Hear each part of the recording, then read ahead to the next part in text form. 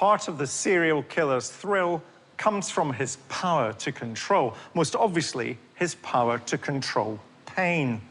But even after he's been caught, he's still got power. The power to control information, refusing to answer questions, holding back facts. So what can you do when the serial killer refuses to give up his secrets? My name is David Wilson, and this is Crime Files Cold Cases.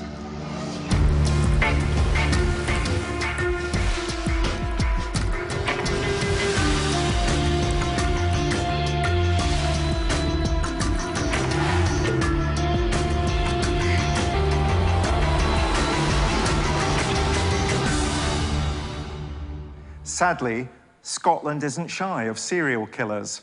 From Peter Manuel to Bible John, Scotland's streets have long been bloodied by their wicked activities. But what do we do about the victims they won't acknowledge? How do we get justice for them? To help us understand this type of killer, we'll be speaking with retired detective Tom Wood. He was the officer in overall command of Operation Trinity, a task force set up to examine the crimes of Angus Sinclair. Our own forensic scientist, Helen Meadows, will be discussing 3 victims of a suspected serial killer. And in particular, we'll be exploring MO and body disposal to see if these victims were in fact killed by the same man.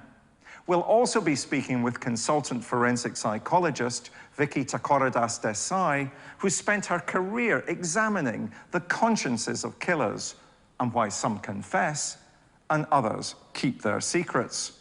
But first, I'm off to the bar-filled streets of Glasgow to track the murders of the 1970s weekend killer. The 1970s saw the birth of our modern obsession with the serial killer, a term coined by the American FBI profiler Robert Ressler. This seemingly new type of killer was initially thought of as a uniquely American phenomenon. However, there have been serial killers throughout history and in many different parts of the world, including here on the streets of Glasgow in the 1970s. One such killer stalked the street and was dubbed by the press the weekend killer because his preferred target was young women out on the town on a Saturday night. He would prowl the pubs and dance halls of the city looking for suitable targets, usually young women who were by themselves or had been left alone. There are 3 women from Glasgow linked to the serial killer, linked because of the surprisingly similar circumstances in which all 3 were killed. The first victim was 20-year-old Anna Kenny. On Saturday, the 6th of August, 1977, Anna headed out with her friend, Wilma Sutherland. Anna and Wilma were celebrating their first pay packet from their new job at the local bottling factory. Locals packed the pub, celebrating the weekend. The pair were seen talking to friends, and one witness remembers Anna kissing a young man. Anna and the man left the hurdy-gurdy pub, which used to stand here in Lister Street, round about 11 p.m., and then they walked in the direction of the town where Anna was going to catch a bus or a taxi home. At about 11:45, on the corner of Lister Street and Baird Street, the man left Anna by herself, and she was never seen alive again. Anna's family alerted the police to her disappearance, but they quickly ruled out most suspects, including the man she had left the bar with. The police went on a massive search to find Anna, including sweeping the Forth and Clyde Canal. Despite these efforts, the case went cold. The women of Glasgow soon went back to their regular day-to-day lives, unaware of how dangerous the nightlife of the city was becoming. Just over 2 months later, the weekend killer struck again. 36-year-old mother of 2, Hilda Macaulay, decided to go on a rare night out on the 1st of October, 1977. Hilda had been out at the famed Plaza Ballroom. She was last seen in the early hours of Sunday morning collecting her jacket from the cloakroom, although no one saw her leave the venue. She effectively disappeared without a trace. There was no need for a massive search party. Only a few hours later, on Sunday morning, a father and his son out hunting rabbits in the long grass found Hilda's body. She was discovered 25 miles from the Plaza Ballroom along the route to Greenock. What the pair discovered was truly traumatizing. Hilda's half-naked body had been left in what locals regarded as a lover's lane. She'd been strangled and sexually assaulted. Police acted instantly and began what remains to this day one of the city's biggest ever investigations. They interviewed over 1,200 people, but sadly, nothing of note was uncovered. Unfortunately, as in Anna's case, the hunt for Hilda's killer went cold, leaving the city with an unsolved mystery. And once again, the killer lay dormant for 2 months. Our final victim in this sequence of attacks is 23-year-old children's nurse Agnes Cooney. Like the 2 women before her, on the night that she disappeared, she was out socializing with friends. On Friday, the 2nd of December 1977, Agnes and a fellow nurse, Gina Barclay, headed out to meet with Gina's partner and watch an Irish band play. The gig was at what was once the Claddagh Social Club here on Westmoreland Street, which is just a short walk from the Plaza Ballroom. Like Hilda, Agnes was inside the establishment, and staff remember her saying goodbye, but no one saw her leave. Agnes just simply disappeared. When Agnes didn't arrive at work the next day, her colleagues alerted her family, who in turn called the police. The search for Agnes would also be short-lived. On Sunday, the 4th of December, a local farmer came across her body. The farmer had been out on his tractor driving past some fields when something caught his eye. It was Agnes's badly mutilated body. Her hands had been tied behind her back, and it was easy to establish the cause of death, a knife wound to her neck. She too had been sexually assaulted. Within a couple of months in the winter of 1977, 2 brutally victimized women's bodies had been discovered. Glasgow, it seemed, was home to a deranged killer. The police believed that both cases were linked and so dubbed the culprit the Weekend Killer and appealed to young women not to leave dance halls unescorted. Agnes's murder investigation went cold, and her killer was still very much free. 2 years later, 2 shepherds from Skipness, a village 115 miles north of Glasgow, found a body buried in just under 2 feet of soil. The skeletal remains belonged to Anna Kenny. Finally, she'd been found. With the bodies of 3 women now recovered, it was official. Glasgow had its very own serial killer. But who was he? And were Hilda, Agnes, and Anna his only victims? Tom Wood, welcome to Crime Files Cold Cases. It's lovely to see you. Have you any doubt that the 3 women, Agnes, Anna, and Hilda, were killed by the same man? No. And that man was? Angus Robertson Sinclair. Angus Robertson Sinclair. Let's do a little delving deeper into each of the individual murders then. Let me take you back a few years as well. What exactly was Operation Trinity? Operation Trinity was formed after we identified Angus Sinclair as being present at the murders of the 2 Edinburgh girls from the World's End, Helen and Christine. Okay? We then started to look at Angus Sinclair and try and fill in all the pieces about where he had been and look at similar crimes. And we started looking at 3 crimes in the Strathclyde area, Anna Kenny, Hilda Macaulay, and Agnes Cooney, and I was appointed as the officer in overall command of the joint investigation. If you look at this pattern of murders, you've got to look at all murders of women which had taken place between 1968 and 2004. Now, two things about that. One is, I was amazed that that had not been done before. The second thing that struck me was that over that period of time, we looked at 1,034 cases where women had been murdered in Scotland. That's a lot of murders. It's horrific. That's almost a murder a fortnight over that period of over 30 years.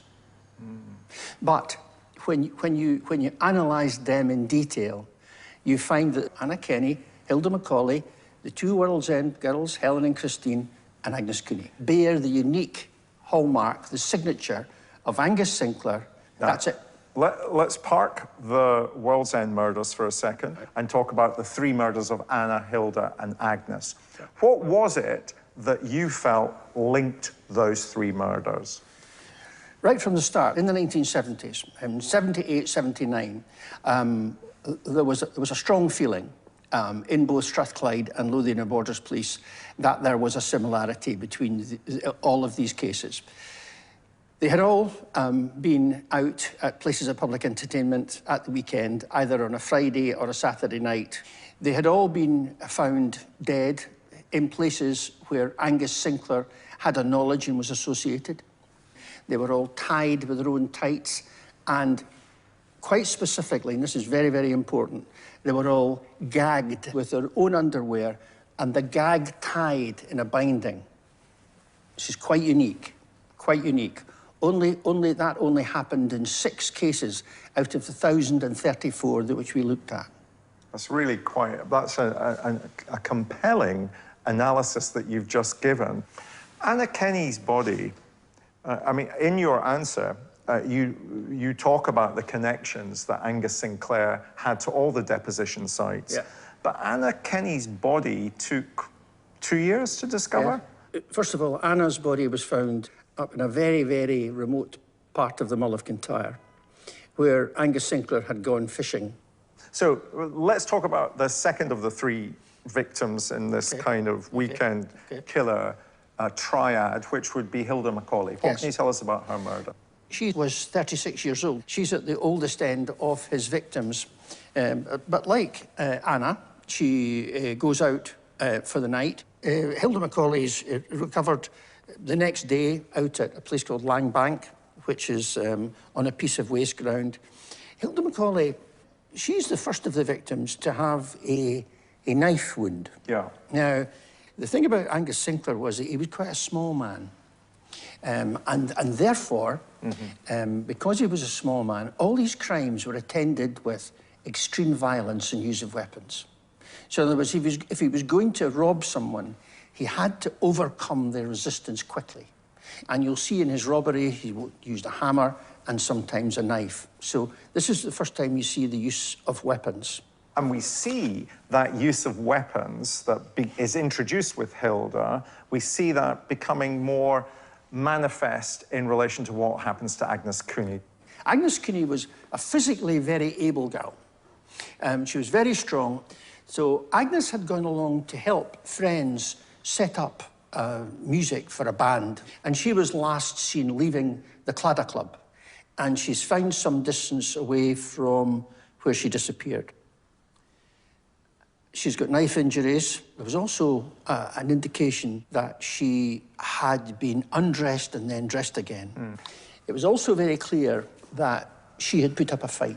What happened to the forensic evidence in relation to those 3 murders? There was a lot of murders. There were a lot of murders back then in the 70s and 80s. Quite commonly in the Strathclyde police area, there were 100 murders a year. Yep. And now I think for the whole of Scotland, there's only 60.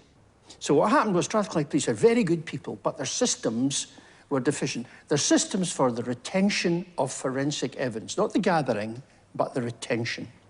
What happened in some cases was that forensic materials submitted for analysis, if it proved negative, they were not retained in a forensic setting in the laboratory. They were returned to the senior investigating officer. First of all, that's not the proper way to retain forensic materials, nor is it the proper way in terms of audit trail. Because the point about forensic materials is that you've got to have a proper audit trail. And the Strathclyde officers I worked with in 2004 did everything they could, including searching, quality searching police buildings, contacting retired officers, asking them to look in the loft, et cetera, all of that stuff. And I have no doubt that had these materials been stored properly, we would have found traces of Angus Sinclair on them. So will we ever be able, in your opinion, to show definitively who it was that murdered Anna, Agnes, and Hilda? I'm afraid not. I mean, never say never. The truth of the matter is we built a compelling circumstantial case. Strathclyde Police did a super job in 2004 to show the links and to show these unique similarities between Angus Sinclair's actions at the World's End case with Helen and Christine and these other murders we've discussed. But the lack of forensic evidence, the fact that the forensic materials had been lost, was a fatal flaw. And the Crown, who have the right to do it, took the view there was insufficient evidence to prosecute. And I can't see now, with Angus Sinclair dead, and, you know, after another passage of time, I can't see that changing. Tom Wood, thank you for bringing Operation Trinity to life for us and for joining me on Crime Files Cold Cases. Thank you. With the revelation from Tom Wood that the weekend killer might be the known serial killer Angus Sinclair, I think we need to examine the forensics in a little more detail. And to help us, as ever with that, I'm joined by our resident forensic scientist, Dr. Helen Meadows. Now, Helen, you heard Tom discuss Agnes, Hilda, and Anna's deaths.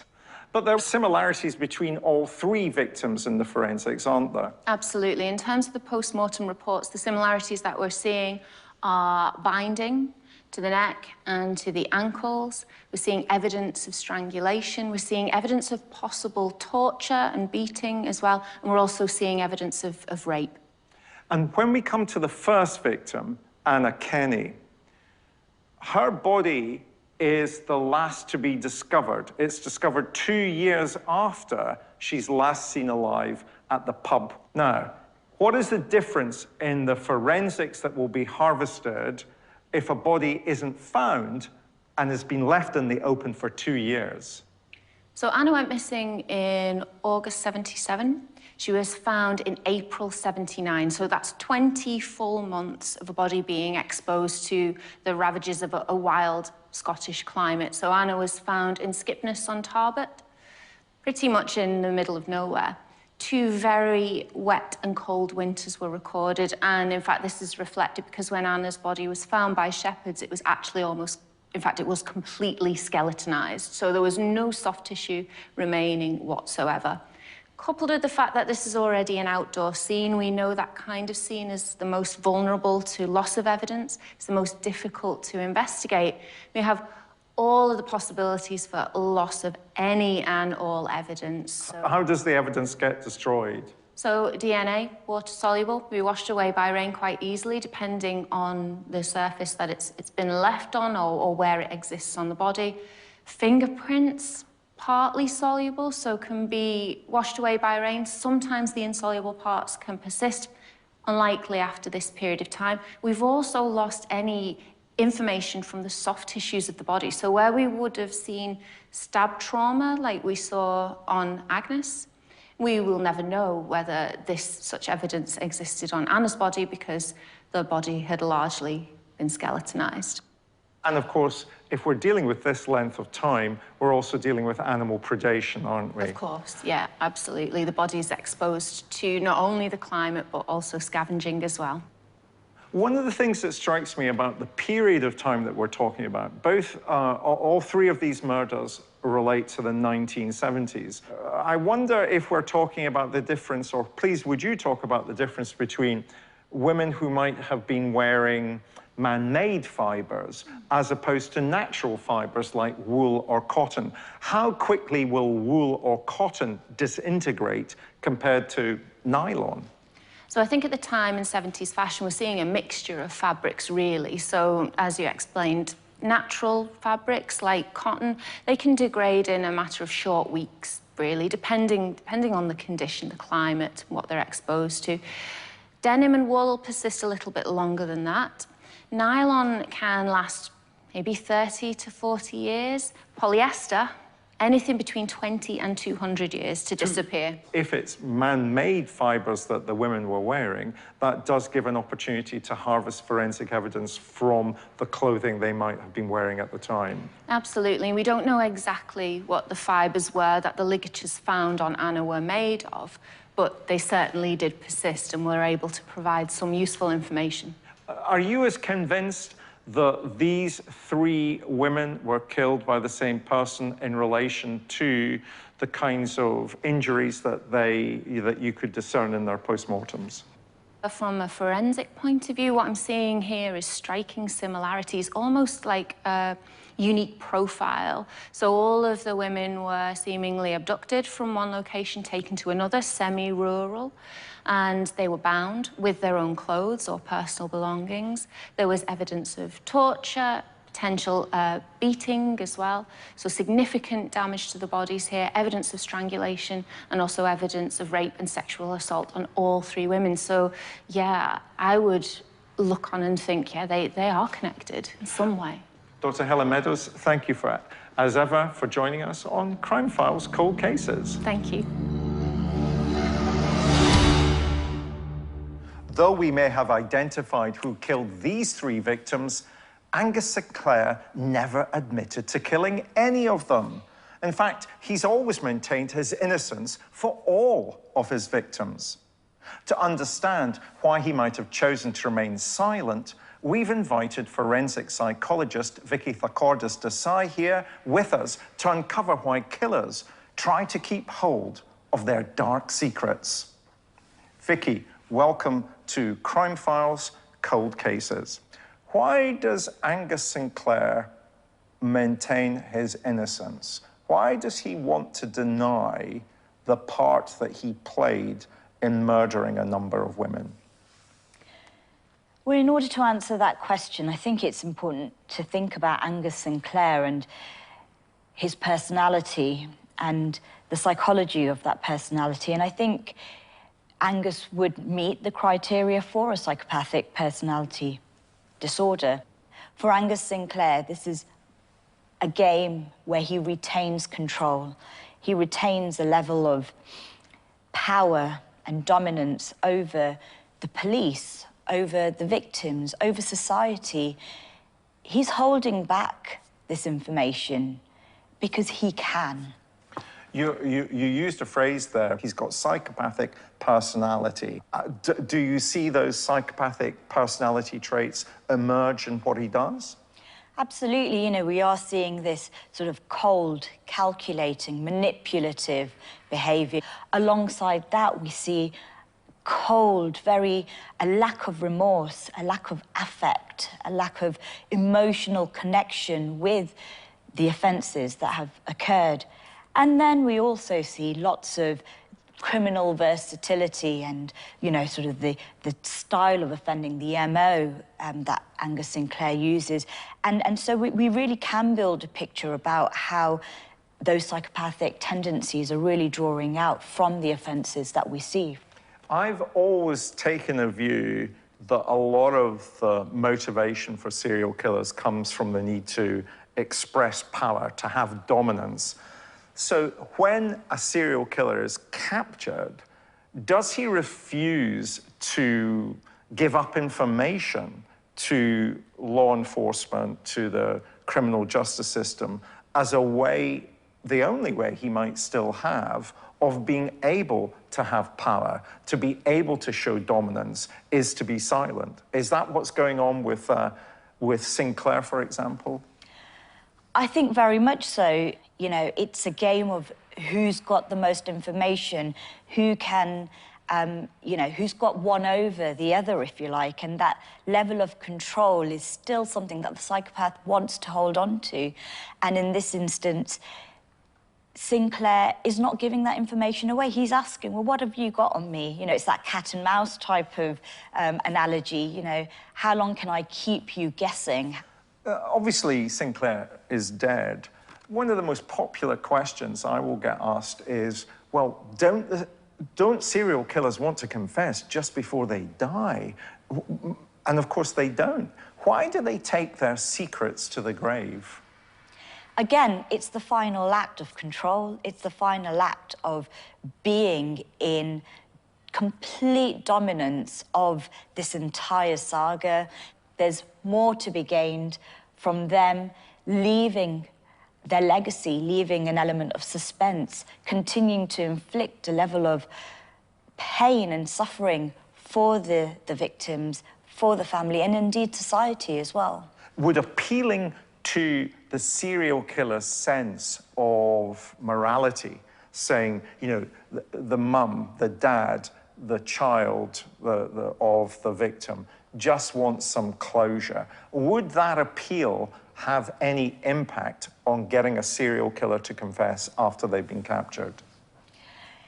It's highly unlikely that appealing to the conscience of someone with a psychopathic personality disorder is likely to bring about any further clarity or closure for the victims. It continues to remain a game and continues to be a level of control that the serial killer enjoys and takes pleasure from.